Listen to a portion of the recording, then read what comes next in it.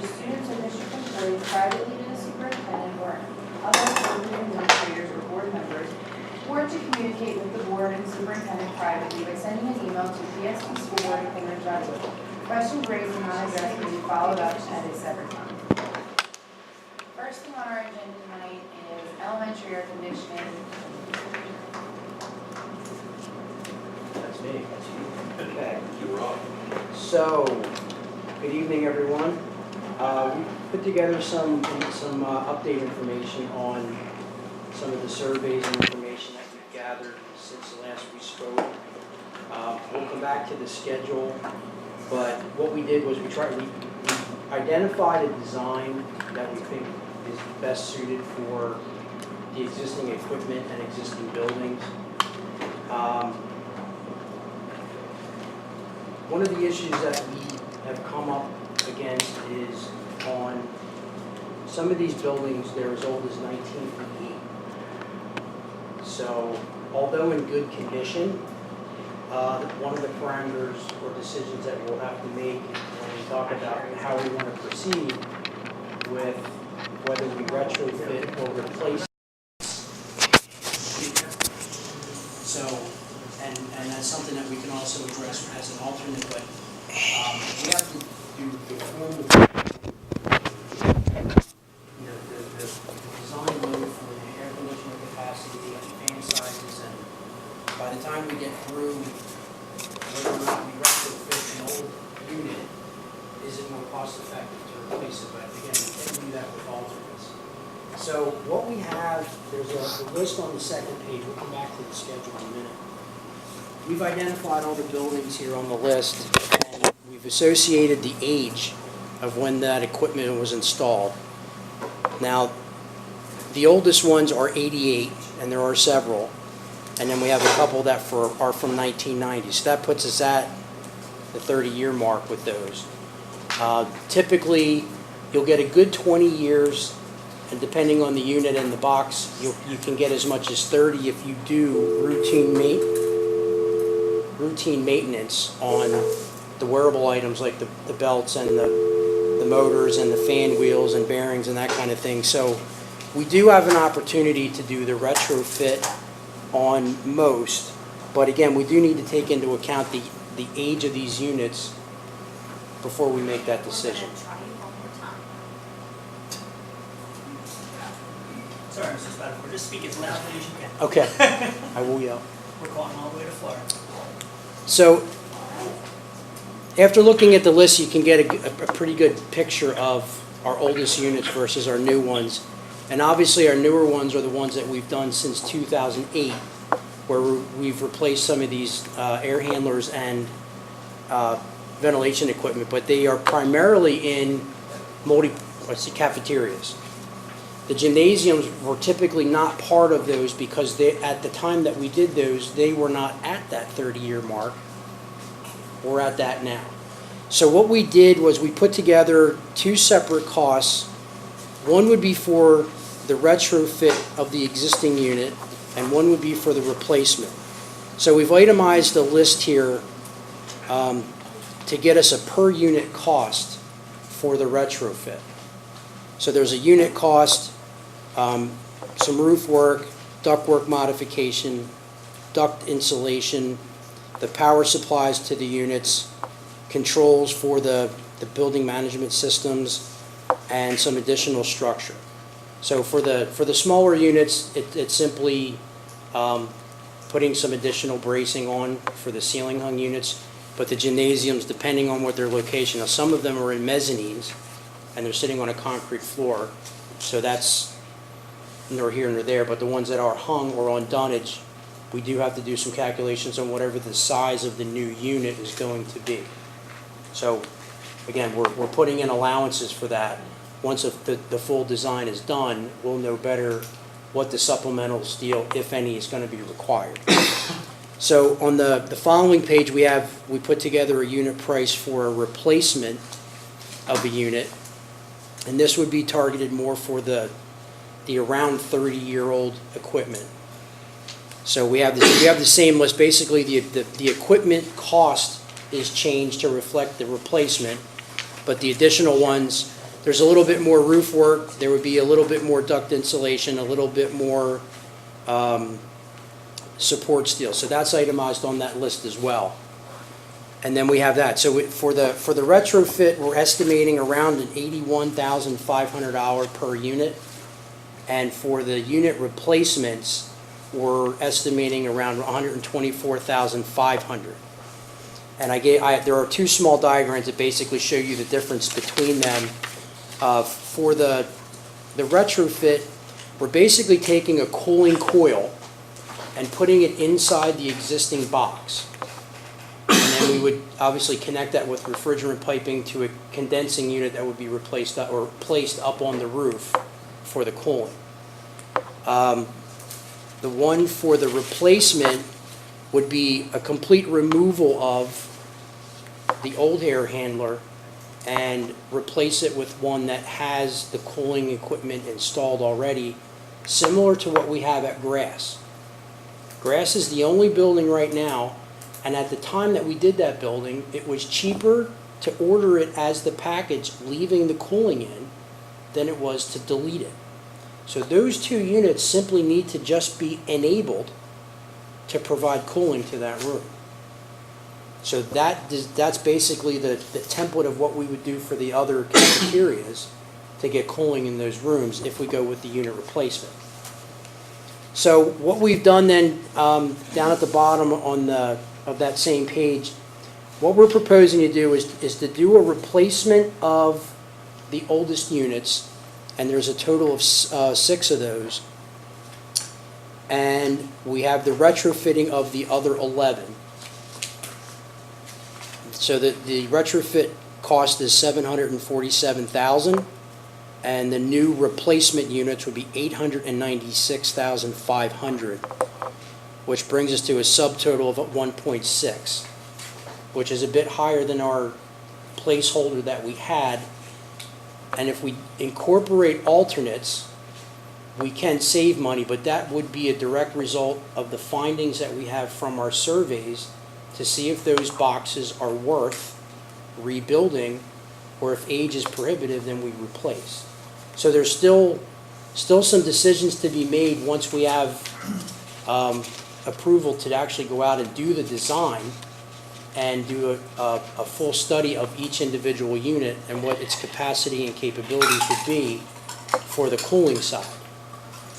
So with the same 15% for fees and contingencies that we carry over from the capital plan is another $246,000, and then we included testing and balancing, which we would have to do for each room, whether it's 1 or 2 units. So we lumped that together as one lump sum because that wouldn't change whether we did full replacements or retrofits. And that brings us to a total of 1.9 and change.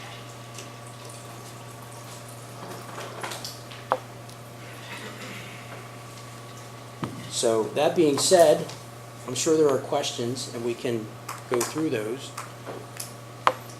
So the reason the cost is higher than you expected is because some units need to be replaced. Completely. Is that what you're saying? Yes. And so the units that you're replacing are units that would heat and cool. Correct.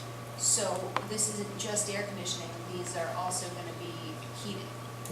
Right, they are currently heating and ventilation now. So if there's no demand for heat, it at least blow cool air in just to circulate air. So it's a heating and ventilating unit. When we replace it, it will have heat, cool, and ventilation. And so you're saying it's more cost effective to replace them if you're going, you wouldn't replace them just for heating, but if you're going to add cooling to it, you're better off replacing it rather than adding cooling to an old unit. That's basically what you're saying. Right. What I'm saying is the ones our primary approach would be we'd like to retrofit all of them. I don't know that based on the age, that's a possibility. If you look at the units are really not that complicated as a unit. It is a steel box with a big fan, the heating coil, and some voodoo that makes things warm, and sensors and building controls and dampers and that kind of thing. But it's almost like a washing machine. If you take a washing machine apart, if you've never done that. It's a pretty simple box. The complexity is in the actual head unit that runs it. It is a big old empty drum that just spins. It's very similar to what these units are. Over the years, depending on how well they were taken care of, if there's a vibration or one of the bearings went bad and there's a lot of it, it tends to put stress and strain on the box itself. And the structural integrity of the box becomes compromised. It's no longer worth trying to rebuild a box that's on the edge of failure. So those are the ones that we would have to take out of the equation for a retrofit candidate. That would have to be a replacement. We don't have that information until we actually do the design to make sure that we have the room for the cooling coil and the boxes will support all the new equipment we want to put in it.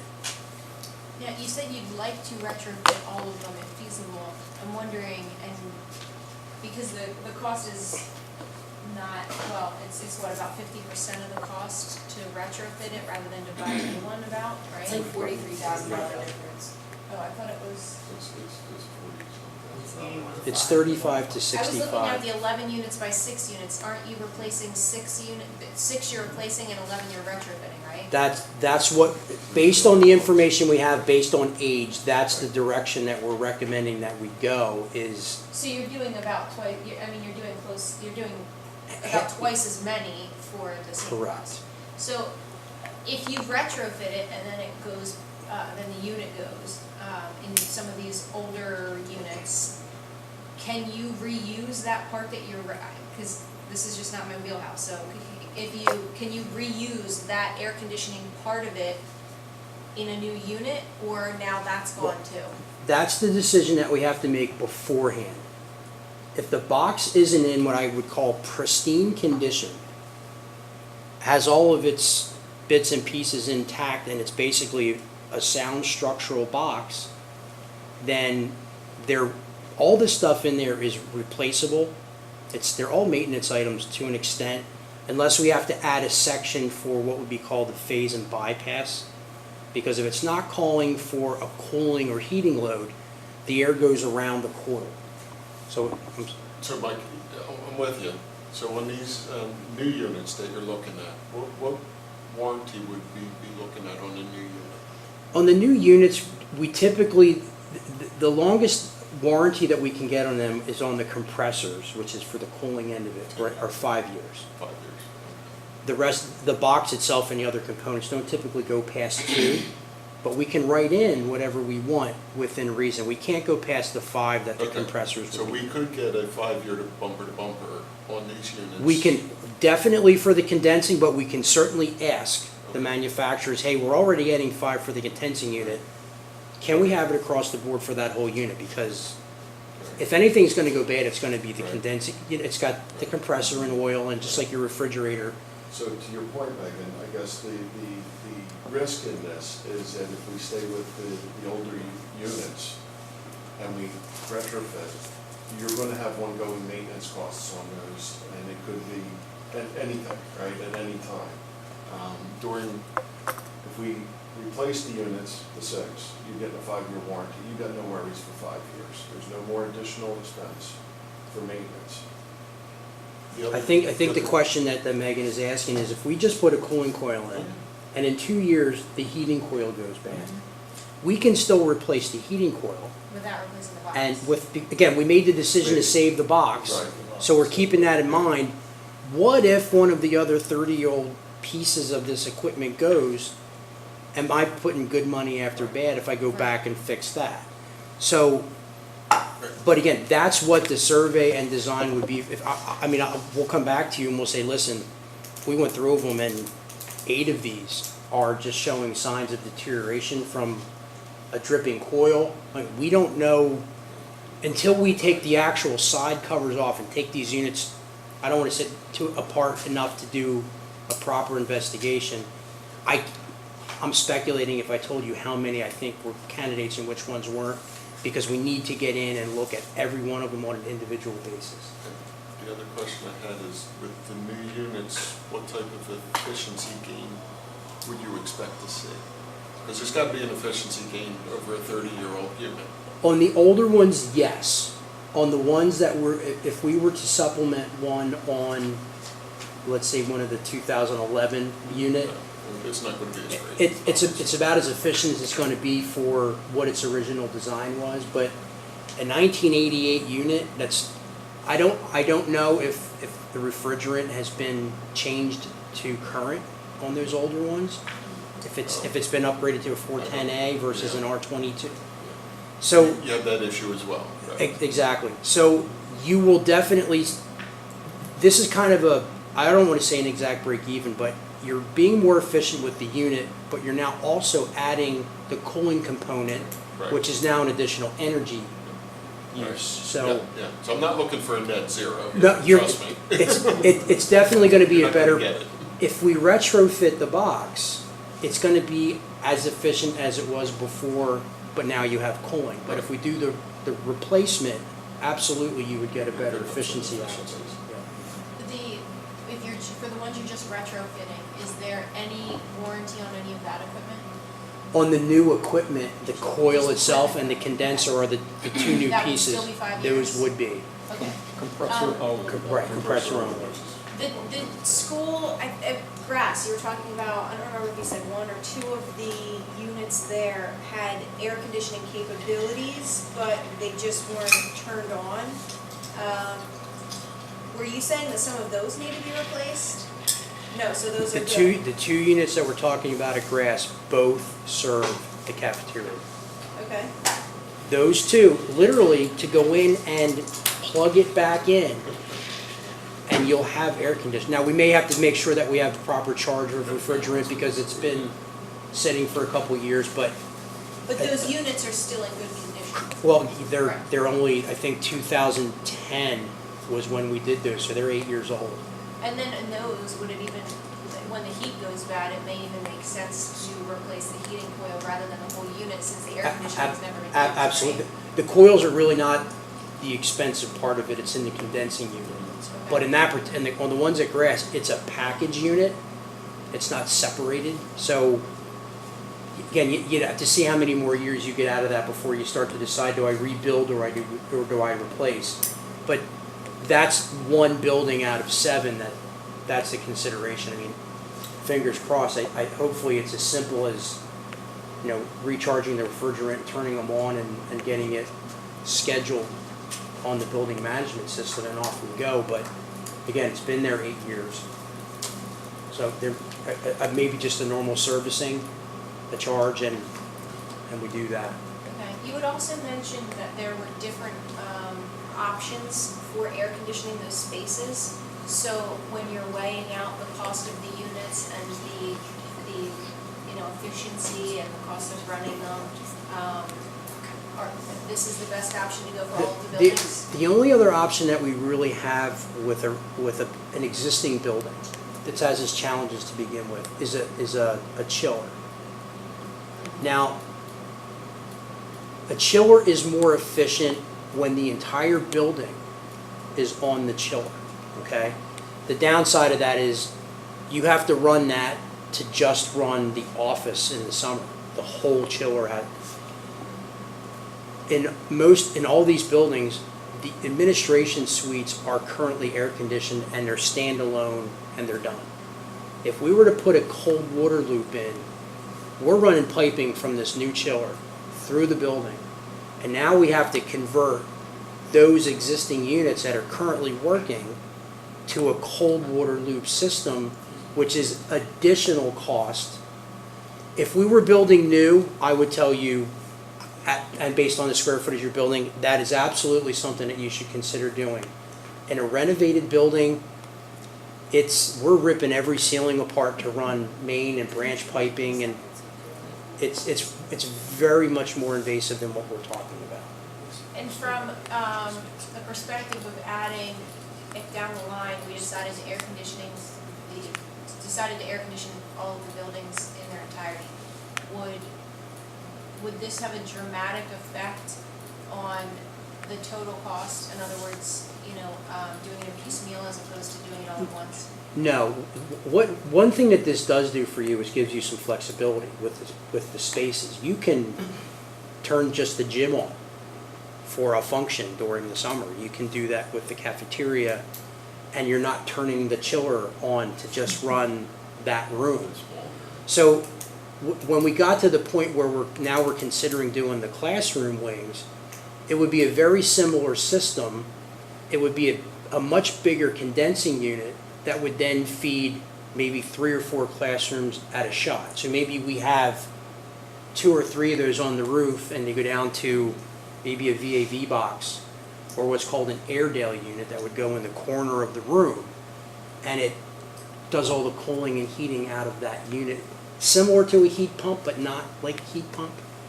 So if down the line we decided to air condition the rest of these buildings, in every one of these buildings, you would be using those rooftop units for like 1 per every 3 classrooms, basically. So if we wanted to do, because I guess, some of the argument with you've talked about how you can't air condition all of the buildings in their entirety all at the same time because there's not enough companies in the area that would be able to do all the work at once. I think that's a realistic approach. I mean, we have 7 buildings that we would be ripping apart 7 elementary school buildings in one summer. That makes me nervous. So if there's a separate unit for every 3 schools, does it make sense? Say we do, a grade level per building, because that's about what it is, 3 to 4 classrooms. I think when you get to that point where you've already made the decision for the large spaces, and now you want to do classrooms, it's a smaller scope, number one, to do, because now we've taken like the front end of the building out of the equation, we're doing classrooms. So it's better possibility of having, I'm still nervous about ripping apart every elementary school. That if there's a manufacturing issue with the equipment that we're getting, and I'm just, or we've had issues where the units get stuck in customs because they're coming from Canada. We can't have, in my opinion, we can't have every building taken apart because they're made, correct me if you guys don't feel the same way, chime in, but that just makes me, yes, we can do it. We can get 7 contractors, or maybe 1 contractor's doing 2 or 3 because they're big enough. It can be done. I wouldn't sleep at night that whole summer hoping that Well, what I was everything suggesting went. is if we did 1 per building, rather than doing, because there's an equity issue, right? But dividing which elementary school are you picking? And, is it my kid's elementary school or not my kid's elementary school? And so if all the units you're installing do 3 to 4 classrooms, couldn't you split it up per building and do 1 per building as opposed to doing 1 building at a time? You can do that, but I think the criticism would come, we're coming back and we're doing the same building, a wing a year. Now you're paying general conditions and bonds and insurance and mobilization. You're paying that every time you go back, rather than get the economy of scale and doing, 7 buildings, it's not, maybe you do 4 and 3, or you do 3 and 4 one summer and the remaining. I know it's not equity, but there are reasons why we would stagger that, and that is because we don't want to have every elementary school in an unusable state, and have to get them back together for start of school. That just how long does a project like that take? I mean, would that take the entire summer? Typically, when we do an upgrade like that, we'll take it until October, because now we're affecting the heat as well. And we have to make sure that come October 15th, we have heat available. It's sometimes before that, depending, again, look at this past summer, we could get nothing done because of rain. If we have an inclement fall that year that we do that, I'm just leery about taking all 7 at one time, just because of I can't even give you a good example why. You're just nervous. That's a big, it's not that it can't be done, and it's not that we're not covered in our contract and our spec, and we can have all the language we want, but at the end of that summer, we better have schools that we can put back together and bring kids in, and all you have to do is look at this building and how that construction project went. And you wouldn't want to do 7 buildings at once, because something like that goes awry and you're in trouble. the 8-year-old. And I agree with you, that's a lot of hardware to get Yeah. It is, through it is. and on site. Have a public lottery and take the school to do first. I'm serious, right? That's That's It'll go over about as well as our graduation. So, road, but right? I would caution you though on doing, let's say, a grade level at a time. I just think there's more money spent in the front end of those projects that you know, I think we could save by just doing it once and then getting out. Okay. My only question is, since it is significantly higher in cost, is it in our budget to do this now with our capital plan? Yes. Yes. Is, we will have enough funds in the capital project plan to do this and carry through the plan that we create. Were any of the rooftop units that we're talking about, were any of them in poor repair and like in our capital projects plan to be replaced at all? I don't remember seeing them in there. A visual inspection, I'm happy to say that the units have been maintained very well. Right. The only one that we have an exterior unit is Siler has a rooftop unit in the cafeteria. That's the only outdoor box that we're talking about. And then Grass's 2 package units, which we're not touching, are also rooftop. The rest of them are in mechanical rooms or mezzanine above some of the interior spaces. So just like having, if you have a garage, your car lasts a lot longer when you keep it inside all those years than park it outside. So similar to that, the good news is that would be the one that I think and that is on the list of one of the ones that we would do as a replacement rather than a refurbish. But in the 6-year plan that we recently put together, were any of these on there to be? No, the only thing that we have, I think the only one that were a mechanical project was the pool deck heater that got on the list. Right. Yeah. I don't think any of those were earmarked for any kind of replacement. I mean, if a component went bad, we would rebuild it and Right. we'd keep And we do all going. that. We do that now anyway, right? Yeah, like a 1 or a 2, we can do that within our maintenance budget, Right. in a year. Mhm. But when we talk about this, this, when we get to this big of a number, then we need to look at capital for that Now, all at one time. replacing 6 and keeping 11 is based on looking at it externally, you're saying, right? It's So when it's you pull based apart- more on age. Okay, Which is a life cycle cost, considering 20 years would be your average. You could probably get 30 if you maintain them well, which you have here typically in Pennridge, so I think that's a decision maker to say, when you get to the next level, you might find some that are worse off, but this is based on the age, this is the recommendation at this point. so that's strictly based on age, not based on the quality of, the condition of the box? Correct. It's on age. The numbers here were based on age.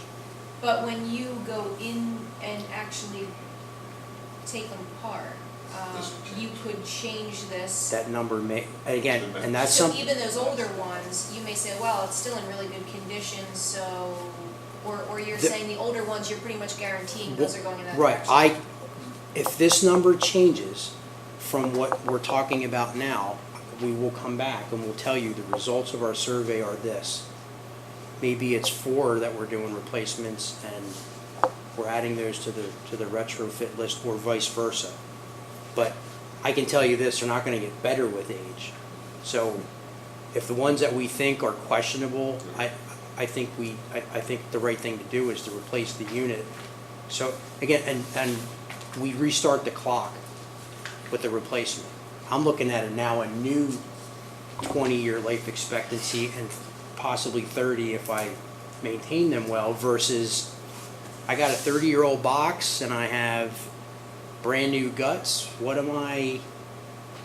So we're trying to take that guesswork out by doing the formal surveys to do the design.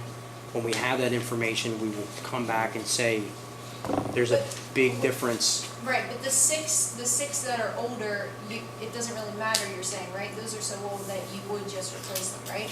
Or you could still move those into the other category. I think it would be unlikely to move them in the category if we've already identified them based on their age. Mike, help me out here. She okay? Yeah, she has to. Yeah, she has an engagement, I'm gonna. Oh, okay, I continue just want to with make the sure. I didn't sort of get up. Quick question regarding the older units. Roundabout, guesswork. What's the cost of a compressor? It depends on the size. Give me a range. Is it, I mean, I know what they tell you for a house, You but. would know better. When was it? I'm gonna say, if are we 5 ton, 10 tons, I'm gonna throw a number out and say 1,500 to 2,000. That's just for the device. Just the device. That's not the refrigerant, but the Right. refrigerant's a high cost right now, depending on what type it is. Typically, how many pounds are sitting on it?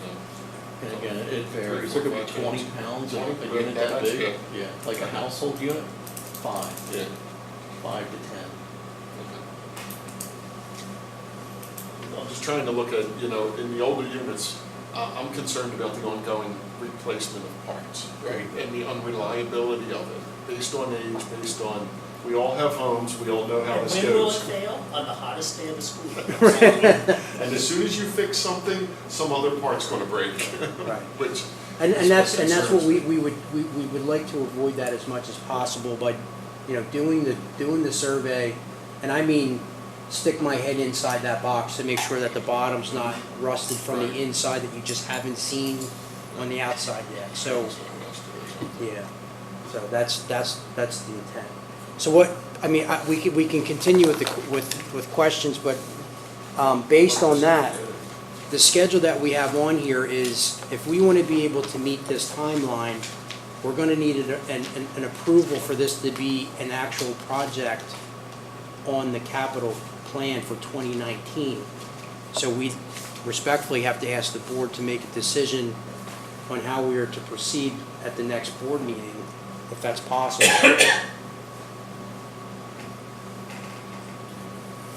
So do you need us to give you approval to move forward with the survey, or? I'm asking you for the approval full- as this 1.9, Okay, that's where we want to head with the design and bidding of that project. Again, if those things change dramatically, then, with Kelly and Sean, we'll come back and we'll make sure that everyone is informed.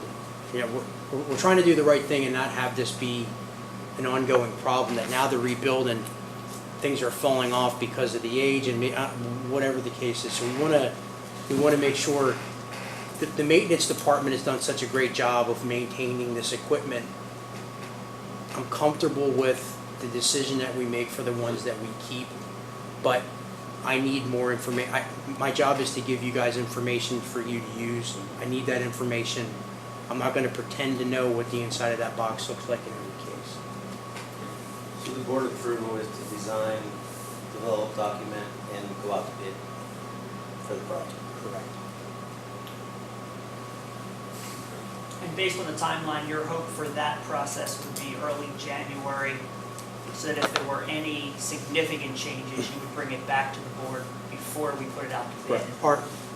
Depending on what the results are, I think we're still okay if February was when we went out to bid, if in case design or alternates changed or drug that out a little bit. But we typically, in the past, the board and the facilities department has been very good in getting our approvals early to be the first ones on the street for our bidding. So we have guys who are hungry for work for the new year, and that's typically our bid strategy. So we would do everything we can to make sure that we hit that January date. We do have some fluff in it. We don't want to be done receiving bids in May, because getting the equipment at that point is a problem. So within reason, we have a little bit of room, but again, we historically have done very well by being the first ones out the door. So, and again, in some cases, we're actually advertising in December so that we have early January pre-bids. But again, we'll be realistic. Holidays, become a problem with bid. Nobody's reading the paper and looking for weather, Christmas shopping, but again, within reason, we like to be out early. We get our paperwork, we get our equipment, so when that last kid walks out the building, I'm taking deliveries, they're putting skid loads full of equipment down, and we're ready to go. So that's our intent. Mr. Garber, can I clarify a couple things just to make sure that I heard you correctly? First of all, that if the board were to move this project forward, there are funds in the capital fund to cover this. Correct. There would be no impact on the general operating budget, Correct. and that there would be no impact on the 6-year facility plan that has been discussed at previous meetings on the board. That's correct. Those projects would not have to change. That's correct. Mr. Harper, Yes. are you, and I know that you've worked with Mr. Spatafora on this, are you comfortable with the criteria he's used in terms of the age based on your experience of the units? Because basically we're looking at any unit that's 17 years or younger. We're guess, right? Our best guess is that we're going to be able to retrofit that pending an evaluation of it. And that the units that are 28 or 30 years old, which are the older units, those 6, would most likely need to be replaced. And again, we'll look at that. Are you comfortable with that criteria, that that makes sense based on school usage and what happens with the unit? Right, they are good numbers, and that's, I would say, industry standards, especially when you're maintaining the equipment, you get some extra life out of it. Some people will go at 15 years when you start looking at replacement, so I think these are all fair numbers to consider and base your budget decisions on. Thank you. So, I guess I'm comfortable moving this forward. Oh, yes. I do want to know, can you tell me, you have here for Wednesday, March 6th, board approval. That's a committee meeting night.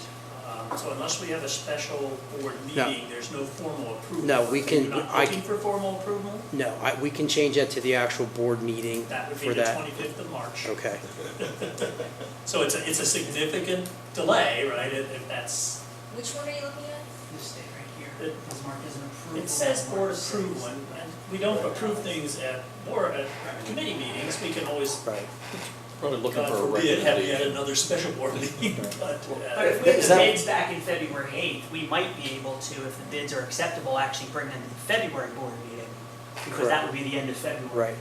Right, and even Right. actually move that date Right, up a we, little we, bit. we can, none of these dates, other than the start and finish dates of the projects, are set in stone. The rest of them would be whatever works for us. For In terms of finish date, which you have a September 1, obviously around the time school starts, would it be feasible to be working on that if it doesn't get bid early enough, or if for some reason we have another wonderful wet summer, can we work on it in September and October, we with can, students in the classrooms? That's my question. we can, because these are isolated, we can have men working in the mechanical rooms until October. Okay. But the point here is to try and get air conditioning in that first. I understand. But you're right, because with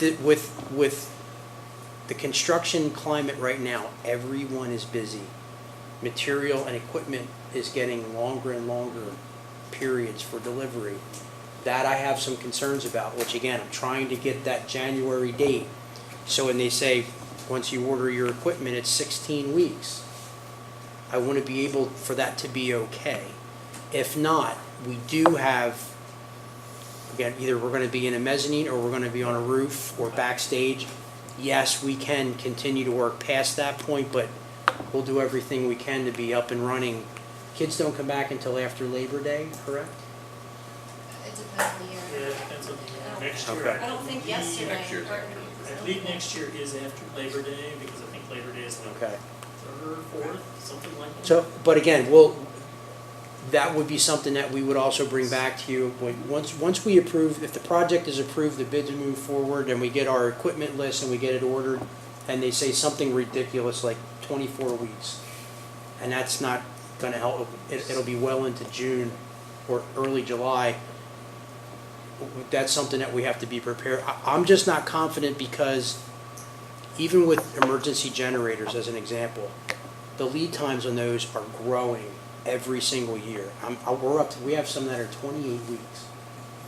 Now, I don't know, there's got to be more than one guy making generators somewhere, but, and I do, again, I want to put us in a position where that's not going to be a factor in our project if we get out early enough, but, you know, we'll deal with whatever those, we have a little bit of fluff in that schedule at the end, but everyone would have to understand if they're working on it, it may not be functional. But with, the nice part about these is we're not redoing ductwork. If we do swap the unit out, we're trying to keep all that existing equipment as best we can. So it's taking the engine out and putting the engine back in, and hopefully it's that simple that we don't have any kind of delay to. Labor Day is the 2nd, so it Yes. would be after Labor Day. Okay. So you're probably really looking for a bid approval by the board in February if you're looking at 16 weeks delivery, because that puts you in the end of June, middle of June, till you get your equipment. So the sooner the better, right? Absolutely. Well, the soonest I can ask you guys to vote on this is next board meeting. And at that point, we hit the ground running with getting our documents. The sooner I get my documents together, I just don't want to hit around the holidays because that's typically not a great time to have your bids out because You want to get them out right after New Year. So even if it's done in between board meetings where it's far off and we want to get a head start on it, if we already have committee meetings that night and we're just doing a special board meeting for that and we're already here, it might make sense to get that. To- Yeah, we need to push it back. Well, what we'll do in the meantime is once we have units selected as part of the design, I'm going to know what size and what model number. We can call manufacturers and we can find out, hey, what's the lead time? And if we can make some adjustments to our schedule to work around that, we'll do that. But I don't want to cry wolf now, but Before we know. I want everybody to understand that it's a real possibility. We'll do everything we can to avoid that, but we need to be prepared that maybe the air conditioning units that were installed in 19 aren't really coming on until spring of 20, if that's the case. But we're trying to avoid that by getting out early. Thank you, Mr. Spafford. You're welcome. Okay, so the remaining items on this committee meeting have to do with the obsolescence of various things. We have from Grass Elementary School, we have a TV VCR stand that will be heading to scrap or recycle. And from Siler, a cafeteria table to public service, surplus, and laptop cart to scrap. From Diagler, textbooks to public service and a library reading log also to public service.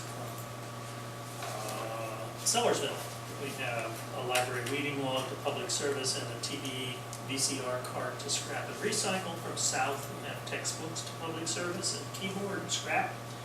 We have from Booth, computer tables, TP stand to public service, surplus or scrap. Are there any comments or questions about any of those items at, whatever that is, 6 schools? So that will go then as a motion on the next board meeting on the 22nd. So beyond that, the next meeting is scheduled for Tuesday, November 13th, and presumably it won't be in this room. That's the end of the agenda. Public comment. Yes, Mrs. Furlong.